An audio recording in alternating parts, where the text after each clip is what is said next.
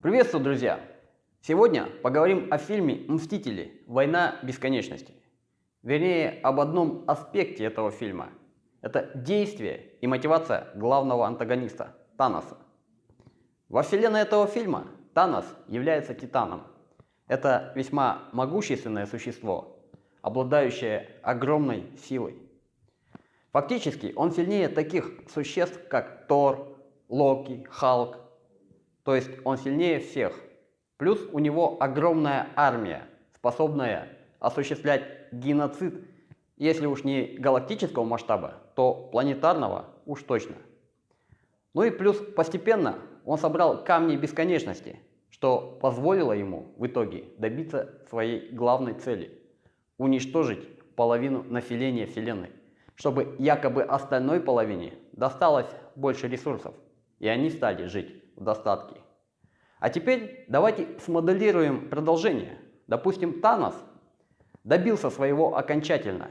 Мстителям не удалось в следующем фильме вернуть распыленных обратно. Интересно, Танос не подумал о том, что уже через пару-тройку поколений, по крайней мере у людей, оставшееся население в результате размножения удвоится, то есть придет в то же количество, что и было на момент щелчка. А пара-тройка поколений – это несколько десятков лет, что для Таноса, которому в районе 25 тысяч лет, вообще не срок. Короче, у Таноса тупая мотивация. Существо, обладающее силами космического масштаба, которое живет десятки тысяч лет, то есть опыт, мудрость которого просто запредельна, опирается на давно опровергнутые идеи английского экономиста XIX века Томаса Мальтуса. Можно, конечно, посмеяться над глупостью создателей фильма, но, к сожалению, в силу отсутствия нормального образования, в нашем мире есть много людей, имеющих сходные с Таносом и Томасом Мальтусом мысли. Так давайте посмотрим на идеи Мальтуса. В своем произведении «Очерк о законе народонаселения» Мальтус приходит к выводу, что народонаселение растет в геометрической прогрессии, то есть удваивается каждые четверть века в отсутствии войн и болезней. А ресурсы Земли ограничены, в частности производство продуктов питания растет в арифметической прогрессии. Поэтому, если не сдерживать рост населения, то рано или поздно их, то есть продуктов, перестанет хватать на всех. Ситуация, когда рост населения опережает рост производства, называется мальтузианская ловушка. В качестве мер по обеспечению благосостояния общества Мальтус предлагал различные варианты контроля рождаемости. Кроме того, Мальтус полагал нецелесообразным вмешательство государства в распределение дохода между богатыми и бедными, так как господствующий класс очень незначительный в сравнении с огромной массой бедняков. И попытки перераспределения богатств господствующего класса в пользу бедных не решит проблему бедности из-за слишком большой численности бедняков. Единственный способ, которым бедняки могут заработать себе на жизнь, то есть, по его мнению, это продажа своего физического труда. Причем рост числа бедняков, то есть избыточное размножение, обесценивает этот труд. Заметьте, в наше время некоторые граждане, скажем так, как Мальтус, либерально настроенные, тоже все твердят о свободной экономике, о невмешательстве государства в экономические отношения между людьми. Ну и самое главное, Боже упаси от перераспределения богатств в пользу бедных. И вот, чтобы такие граждане, все из себя такие либеральные, толерантные и эффективные, конечно же в кавычках, могли посидеть в уютном кафе, съесть круассанчик и запить его кофе, а потом полететь на отдых за границу, кто-то в это время должен надорваться на работе, причем желательно за границей, в качестве гастарбайтеров, а то и попросту сдохнуть в результате плохого питания и плохой медицины. На вопрос, а почему так должно происходить? Их ответ: они не вписались в рынок. Они не конкурентоспособны и неэффективны. Они ленивы и глупы. Если ты такой умный, почему у тебя тогда нет денег? Подразумевается, что такие вот не вписавшиеся в рынок в общем недостойны жить, недостойны того, чтобы на них тратились ресурсы. Воистину, поскреби либерала, найдешь фашиста. Кстати, вот один из страшных примеров, который опровергает мальтузианство. Голод в Ирландии в 1840-е годы, когда английские лендлорды из-за падения цен на хлеб после отмены так называемых хлебных законов согнали со своих земель 2 миллиона ирландских крестьян-арендаторов, повысив им арендную плату и отдав освободившиеся земли под пастбища для крупного рогатого скота. Видите ли, прибылей стало меньше.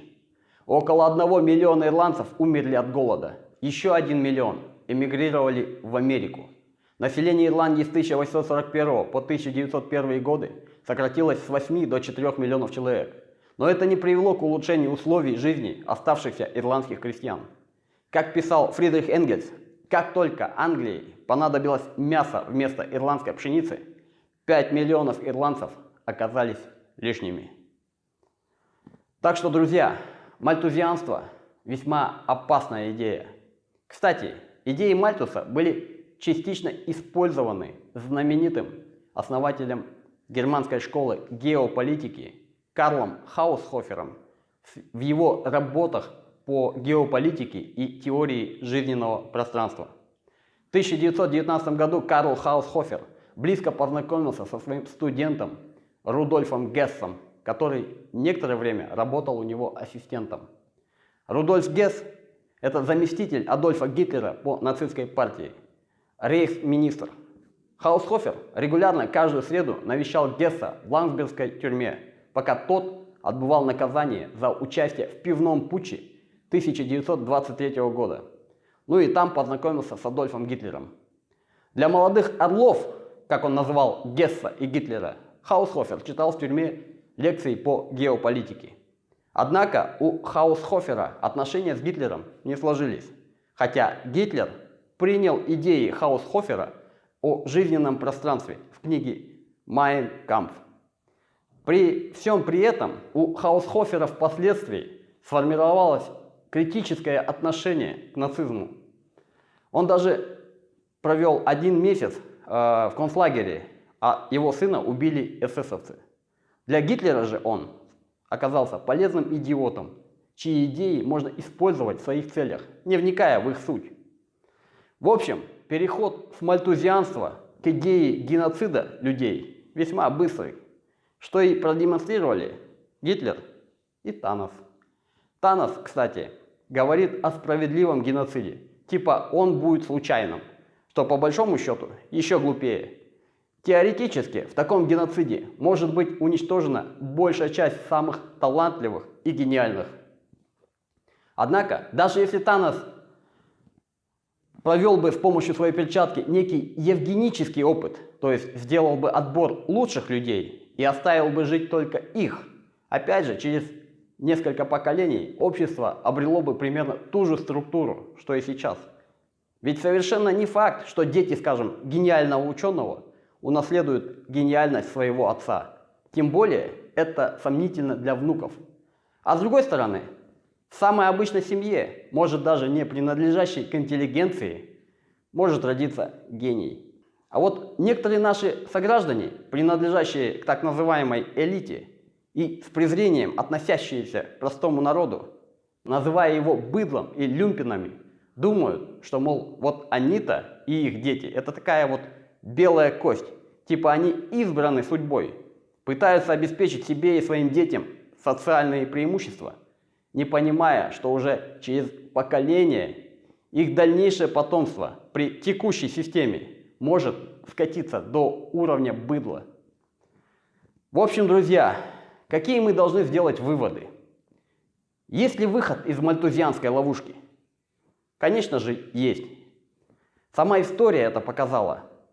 Мальтузианская ловушка характерна для доиндустриальных обществ, то есть обществ, где не было промышленности, не было бурного научно-технического прогресса, не сокращение населения, а научно-технический прогресс – это решение проблем человечества.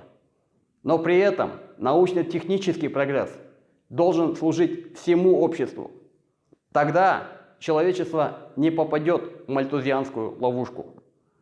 Мы все должны для себя уяснить, что ресурсы Вселенной безграничны. То, что вчера не считалось ресурсом, завтра при новых технологиях будет таковым. Вместо китового жира люди стали использовать нефть. Закончится нефть, есть уран, которого хватит на сотни лет. Закончится уран, есть гелий-3. Люди должны просто взять ресурсы природы и, вложив свой труд, а труд – это главный ресурс, производить из них материальные блага в таком количестве, чтобы их хватало всем. Материальные блага должны производиться для того, чтобы удовлетворять потребности, а не для того, чтобы кто-то один получал прибыль. Если цель производства состоит в том, чтобы кто-то один получал прибыль, тогда будут кризисы перепроизводства. И вот тут люди начинают сливать молоко на землю, топить пшеницу в море. И это при том, что вокруг множество голодающих. Дома пустуют и не продаются, а многим жить негде. Таким образом, друзья, средства производства, то есть земля, заводы, фабрики, месторождения должны быть в общественной собственности. Только тогда они будут производить материальные блага в таком количестве, чтобы всем хватало. Тогда научно-технический прогресс будет служить всем. И тогда в нем будут заинтересованы все. Именно тогда на Земле больше не будет голода, а будет достаток. И это уже можно сделать сейчас, даже в рамках одной страны.